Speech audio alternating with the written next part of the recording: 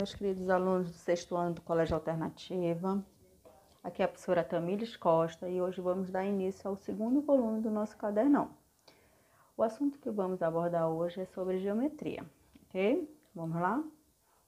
Bom, o que é geometria? É uma palavra de origem grega, na qual geo significa terra e metria, que vem da palavra metron, significa medir. Então, significa medidas da terra. Sendo assim, a geometria é uma ciência que se dedica a estudar as medidas das formas de figuras planas ou espaciais. Para a gente dar início ao estudo de geometria, a gente precisa primeiramente entender alguns conceitos primitivos. E o primeiro deles é o ponto. O que é o ponto? É um objeto que não possui definição, dimensão e forma. Por isso, é impossível encontrar qualquer medida nele, como comprimento, largura, altura, área, volume. Mas o que nos dá a ideia de um ponto? Por exemplo, se eu olhar uma estrelinha no céu, isso nos dá a ideia de um ponto. Se eu olhar um grão de areia, isso nos dá a ideia de um ponto. Se eu olhar a pontinha de um lápis ou de uma caneta, isso nos dá a ideia de um ponto. O ponto ele é a base de toda a geometria, pois é a partir de conjuntos dele que são formadas figuras geométricas. Então, observem aqui, ó. Estou representando esse ponto P aqui. Todo ponto ele pode ser representado por uma letra maiúscula do nosso alfabeto, qualquer letra. Então, eu representei esse ponto aqui e chamei ele de ponto P. Outro conceito importante são as retas. O que são retas? São figuras geométricas primitivas formadas por conjuntos de pontos. O fato de serem primitivas significa que não existe uma definição para elas. Contudo, aceita-se que retas são linhas que não fazem curva. Então, se eu pegar uma linha e esticar, isso nos dá a ideia de uma reta. Olha aqui como eu representei. Representei duas retas aqui para vocês. A reta R e a reta S. As retas elas são representadas por letras minúsculas no nosso alfabeto. Diferentemente do ponto, que são representadas por letras maiúsculas. Quando eu cruzei essas duas retas, ó, eu formei esse ponto P aqui. Chamei de ponto P. Se eu prolongar tanto para um lado quanto para o outro essas duas retas, elas não vão ter fim. Então, eu digo que as retas elas são infinitas. O próximo conceito é o conceito de plano. Assim como a reta é a figura formada pela justaposição de pontos, o plano é o objeto formado pelo enfileiramento de retas, como se mostra na figura seguinte. Então, se eu enfileirar, várias retas, eu formo um plano. Um plano, portanto, é um conjunto infinito e ilimitado de retas. Bons exemplos de pedaços de planos são encontrados em qualquer superfície reta, como na de uma mesa, as telas dos smartphones, as portas, uma parede, um quadro negro, tudo isso nos dá a ideia de um plano. E os planos, eles são representados por letras gregas.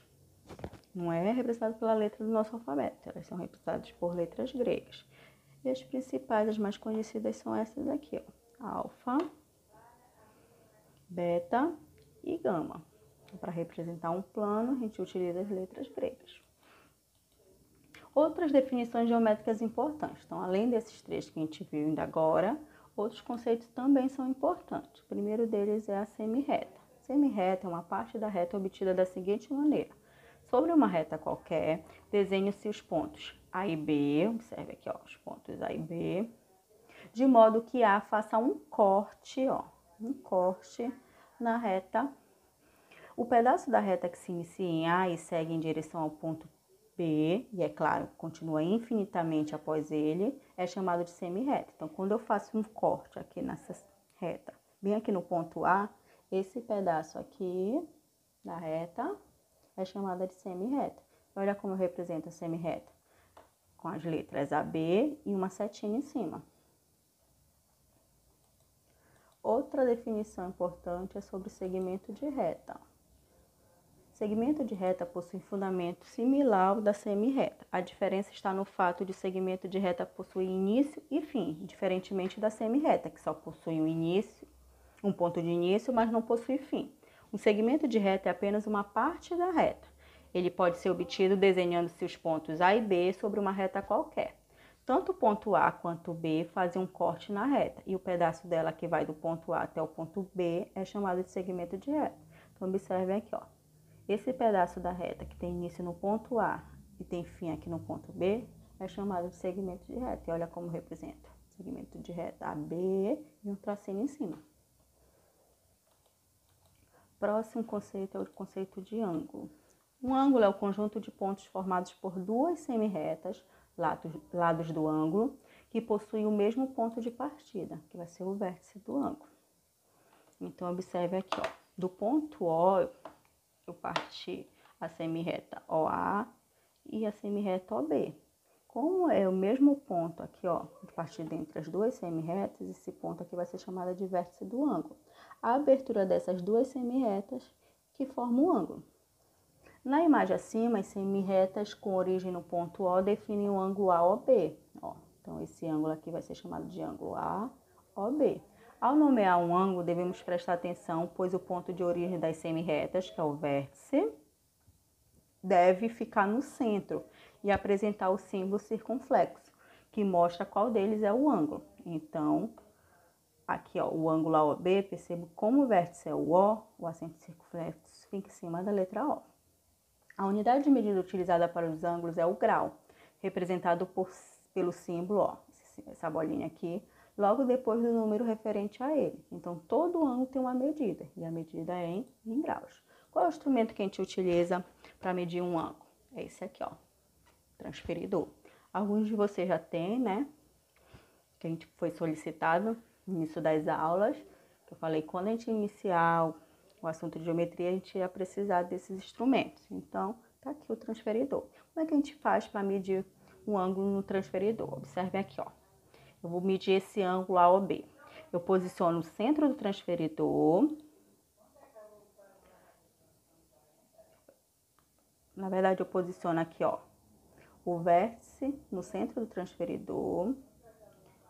Quando uma das semirretas estiver apontada aqui para o zero, ó, quando essa semirreta aqui, OA, estiver apontada para o zero, a outra apontará para o ângulo formado por elas naquele sentido. Então, aqui, ó, essa semirreta está apontando para onde? Eu vou olhar aqui os valores de baixo do transferidor, está apontando bem aqui no 60. Então, eu digo que a medida desse ângulo AOB é 60 graus. Por que tem esses valores de em cima e embaixo do transferidor? É para justamente de acordo com a abertura do ângulo. Observe que a abertura desse ângulo aqui está para o lado direito, então eu vou utilizar os valores de baixo. Só que agora, quando a abertura do ângulo estiver para o lado esquerdo, como nesse caso aqui, eu não vou mais utilizar os valores de baixo, eu vou utilizar os valores de cima do transferidor. Então, observe aqui, ó, centralizei o vértice aqui no centro do transferidor, apontei esse lado do ângulo para o zero, e o outro lado, que é esse lado OB, tá marcando onde no transferidor? Olhando os valores de cima. Vem aqui no 120, ó. Observe aqui, ó. 120 graus. Então, eu digo que a medida desse ângulo AOB é 120 graus. Entenderam? Agora, a gente vai classificar os ângulos, né? Todo ângulo, ele é classificado de acordo com a sua medida. Então, se uma medida é menor que 90 graus, como nesse caso aqui, ó, 40 graus é menor que 90. Então, eu digo que esse ângulo é agudo. Quando o ângulo é reto, é quando o ângulo tem medida igual a 90 graus. Então, se a medida é igual a 90 graus, eu digo que esse ângulo é reto. Ângulo obtuso é quando o ângulo mede maior que 90 graus. Então, quando a medida dele for maior que 90 graus, como nesse caso aqui, ó, 145, a medida desse ângulo. Então, esse ângulo aqui é obtuso. Ângulo raso é o ângulo com medida igual a 0 grau ou igual a 180 graus. Então, aqui, ó, quando eu tenho uma medida de 0 grau ou uma medida de 180 graus, esse ângulo vai ser chamado de ângulo raso. Ângulo côncavo é o ângulo com medida entre 180 e 360 graus. Então, observe aqui, ó, a medida desse ângulo, essa abertura todinha aqui que está em laranja, é 225 graus. Então, ele é chamado de ângulo côncavo. E por último, um ângulo completo ou de uma volta, é o ângulo com medida igual a 360 graus. Então, se eu tenho um ângulo aqui que dá uma volta completa, ele é chamado de ângulo completo ou de uma volta. Agora, eu quero que vocês façam essa atividade aí que eu preparei para vocês utilizando o transferidor. Vocês vão medir os ângulos e depois classificar de acordo com as medidas, tá ok? Então, vocês vão pegar o transferidor. Eu vou fazer aqui a primeira para vocês, ó. Posiciono aqui o centro do transferidor no vértice e verifico onde está marcando esse lado aqui do ângulo. No meu, tá marcando 45 graus. Observe que eu vou utilizar os valores de baixo, porque a medida aqui, a abertura do ângulo tá pro lado direito. Então, aqui a medida é 45 graus. Se é uma medida menor que 90 graus, a classificação dele é um ângulo agudo. Então, a resposta aqui da letra A seria o quê? 45 graus a medida e a classificação, ângulo agudo. Então, vocês vão fazer a mesma coisa com as outras, tá? Vocês podem medir com o transferidor na tela mesmo do computador, do celular de vocês. Vocês resolvem, batem uma foto e me mandam, tá ok? Agora a gente vai ver a classificação de retas. Duas ou mais retas podem ser classificadas de acordo com a quantidade de pontos que possuem em comum. Então, observe aqui, ó, quando as retas são paralelas. Duas ou mais retas são paralelas quando elas mantêm a mesma distância entre si e não existe ponto de encontro entre elas. Assim, elas não se encontram em qualquer parte da sua extensão infinita. Então, observe aqui, ó, essas duas retas R e S. Eu posso prolongar infinitamente tanto a reta R quanto a reta S, e elas nunca vão se encontrar, nunca vão ter um ponto em comum. Então, eu digo que essas retas são paralelas. Olha a representação aqui de duas retas paralelas. R, aí tem esse símbolo aqui que significa paralelas, a S. Reta R paralela à reta S. Próxima são as retas concorrentes. Dizemos que duas retas são concorrentes quando elas possuem apenas um ponto em comum. Então, se ela possui um ponto em comum, elas são retas concorrentes. Olha essas duas retas aqui, reta R e a reta S. Elas se cruzam aqui nesse ponto P. Então, eu digo que são retas concorrentes. Olha a representação aqui. Reta R concorrente à reta S. É um xizinho, tá? Próximo são as retas perpendiculares. Duas retas são chamadas perpendiculares quando são concorrentes e o ângulo formado pelo ponto de encontro entre elas mede 90 graus. Então, todas as retas perpendiculares, elas são concorrentes, porém, o ângulo formado entre elas aqui é um ângulo reto, é um ângulo de 90 graus. Então, se forma um ângulo de 90 graus, elas vão ser retas perpendiculares. Então, como é que represento as retas perpendiculares? Ó, R perpendicular a S. Esse símbolo bem aqui, tá? E por último, são as retas coincidentes. São retas que pertencem ao mesmo plano e possuem todos os pontos em comum. Então, se eu tenho essas duas retas aqui, ó, parece que é só uma, né? Porque tá uma sobreposta à outra. Estão uma em cima da outra.